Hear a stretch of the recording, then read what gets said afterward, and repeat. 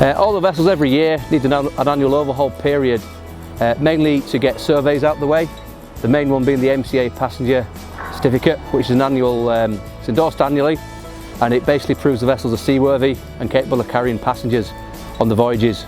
And it also allows us to carry out essential maintenance works and works to propulsion systems. Gearing inside to make sure there's no damage to the gearing. That's the plan. During the overhaul period, the main works that carried out are works that cannot be carried out on the run. For example, main engines. The forward main engine is currently being overhauled. That will take approximately 7 to 8 days from start to finish, which is a round the clock job. Other jobs could be the propulsion units, which are also getting overhauled this dock. Again, that's a 5 to 6 day job. These works can't be carried out when the vessel is in service, so unfortunately, despite the fact that it does cause disruptions to service, we have to take the vessel out of service to get the works complete.